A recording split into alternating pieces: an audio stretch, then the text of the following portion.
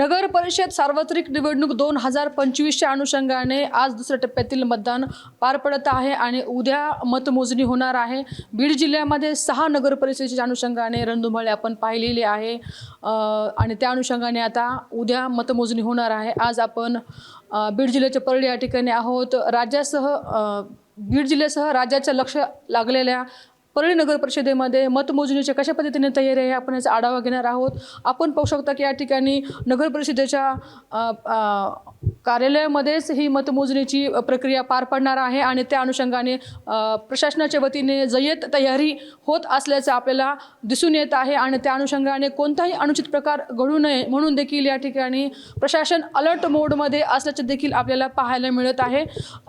आपण पाहू शकतो की या ठिकाणी कसलाही अनुचित प्रकार घडू नये म्हणून निवडणूक निर्णय अधिकारी यांनी वेळोवेळी त्यांनी निर्णय सोमोटो अंतर्गत निर्णय घेत कुठलाही पारदर्शकता लपायला नको म्हणून पारदर्शकता असायला पाहिजे या पद्धतीने त्यांनी प्रयत्न केलेला आहे आणि आता आजचा दिवस गेला तर उद्या या अनुषंगाने मतमोजणी होणार आहेत। यावरती बोलण्यासाठी आपल्यासोबत परळी येथील निवडणूक निर्णय अधिकारी अरविंद लाटकर सर आहेत। सर, काय सांगताय आता आपण कशा पद्धतीने ही तयारी आहे आणि कशा पद्धतीने आपण नियोजन केलेलं आहे?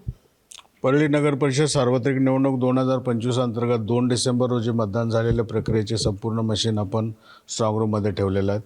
आज 15 मतदान केंद्रावरती मतदान होत आहे, त्याचीसुद्धा स्वतंत्र स्ट्रॉंग रूम तयार केलेले आहे। या ठिकाणी आपण पाहू शकता की 9 टेबलची व्यवस्था केलेली आहे। प्रत्येक टेबलवरती एक प्रभाग, याप्रमाणे सुरुवातीला 9 प्रभागाच्या मतपेट्या मोजल्या जातील।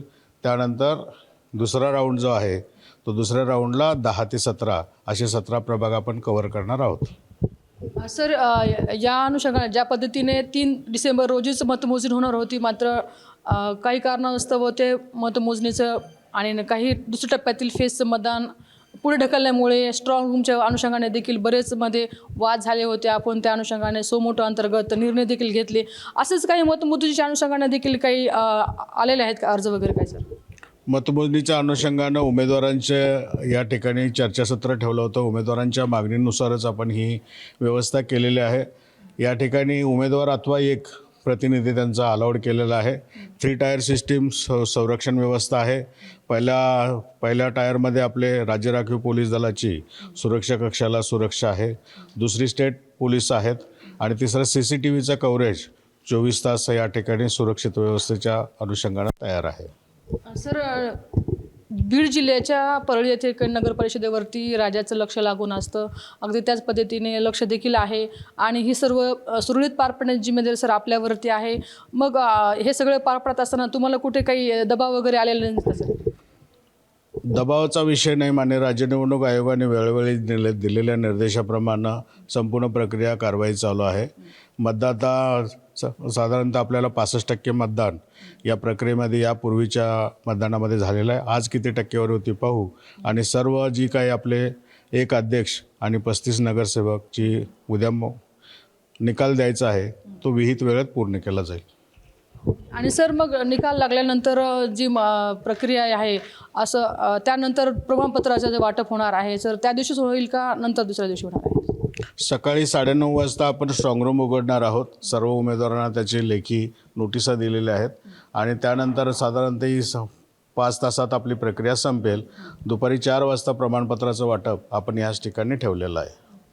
तर आपण पाहू शकता की या पद्धतीने सर्व नियोजन आता झालेलं आहे आणि निवडणूक निर्णय अधिकारी यांनी सज्ज असल्याचं देखील सांगितलेलं आहे।